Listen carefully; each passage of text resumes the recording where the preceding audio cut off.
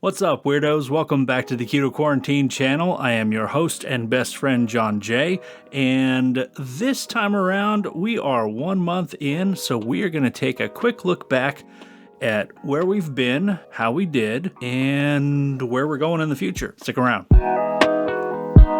So the month of October 2020, aside from being part of the dumpster fire year, as I like to call it, has actually been a pretty momentous one for me. I've made some real big changes, made some new commitments, and I am working on becoming a better me. How did it go? Well, first let's talk about where my goals were when I started this, how close I got to achieving those, and then I want to take a look at what comes next. How about the next month? How about the rest of the year? How about to come after that? Well, when I started this journey, my goal was to upload a video a week, hopefully on Mondays, but yeah, nobody's perfect. I have succeeded in doing that, mostly. And as far as weight goals go, I really wanted to try to get to 20 pounds lost in 1 month. Normally that's a pretty tall order, but for a big guy like me, it's actually doable. I wanted to average about 5 pounds a week lost for the first month because I know that the initial loss is going to be pretty significant and pretty fast, and it tends to taper off a bit after that. Another goal that I stated up front with you guys is to do a push-up. Yes, once again,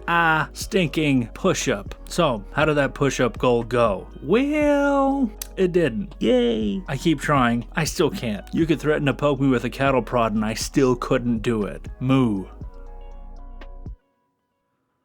How did the weight loss effort go? I did it. I actually did it. I wanted to lose 20 pounds and I lost 20.2 pounds. We're talking almost to the ounce I met the goal. Thank you. But we did have that initial huge weight loss that normal new diets have that we're not going to see this next month. However, it's time to look forward and set some new goals and level up my weight loss efforts. My new goal for the month of November is 12 pounds lost. I would love to be able to average at about 3 pounds a week. If I can pull that off, I'll be really satisfied. I will continue my crusade to conquer the push-up. But you know, as I lose weight and as I gain strength, that goal will become more and more achievable. I'm not gonna give up. That will continue. And in fact, that brings me to my next point, which is the leveling up part of the next month is gonna involve some exercise. We're gonna be walking this month. We're gonna try to walk around the block at least once a day to begin with.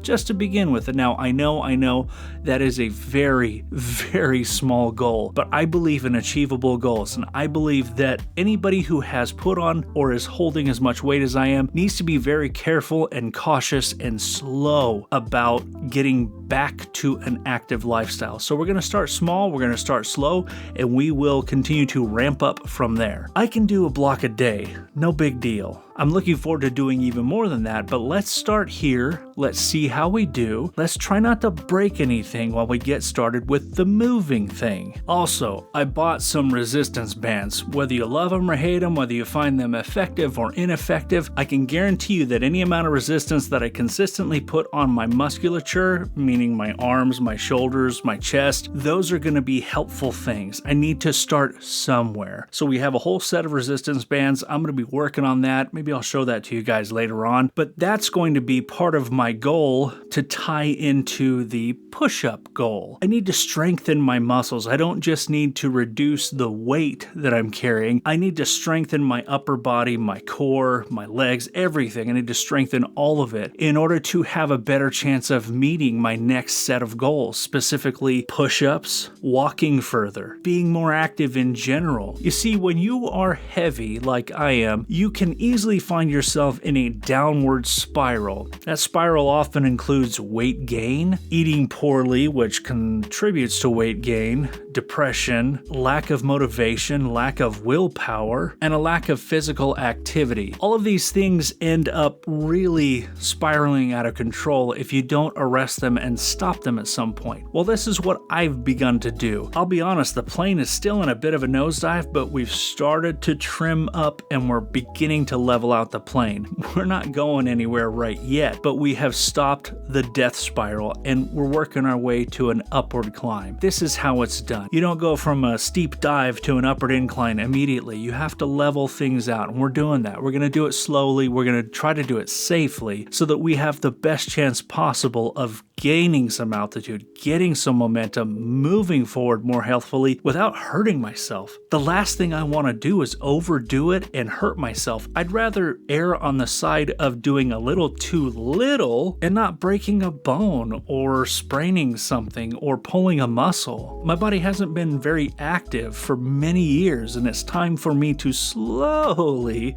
reintroduce it to pain, work, soreness, exhaustion. These are all good things. As I continue forward in this journey and work on that dang push-up, work on my upper body strength to achieve said dang push-up, and as I walk slowly but surely further, faster, better, more, I think my goal of 12 pounds this month is attainable even without that initial first big whoosh of weight loss. Furthermore, this month I'm gonna recommit to some things that I got a little bit lazy on. Specifically, I'm gonna recommit to tracking my food every meal, every day. That is something that takes time and takes effort and is annoying, but for maximum success chance, I gotta do it. I recommend if you're on this journey, you do it too. Don't get lazy. It's easy to just kind of play games with it or to even make honest mistakes with it. Think you're at a certain level here, but if you were tracking it, it would be way up here. Oops. I'm also going to recommit to cleaner eating. As I said in one of my initial videos, I can't eat perfectly clean. I don't have the time. I don't have the money to do that. But as best as I am able to, I will be giving it the utmost effort I can to reduce those things that cause inflammation, that can play with my blood sugar the way it shouldn't, and the sort of trendy keto-friendly foods that are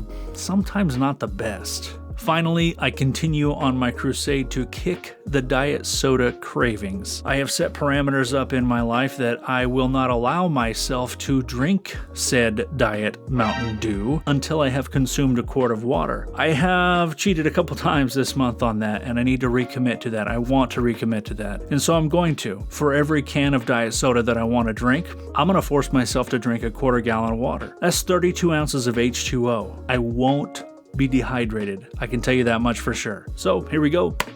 I am pleased with month 1. I am excited about month 2.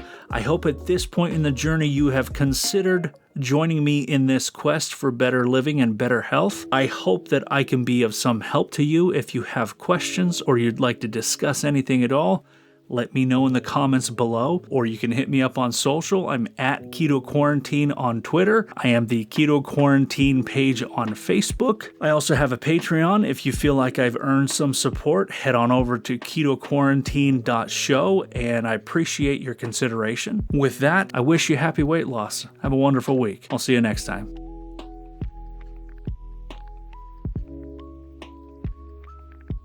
Oh, a letter from YouTube. What do we got here? Here we go. Dear John, we are pleased to announce that your channel has officially been certified 100% belly button free.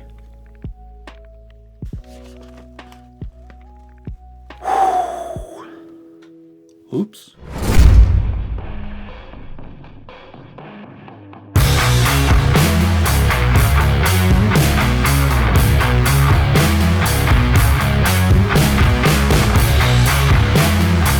Blah, blah, blah, blah, blah, blah.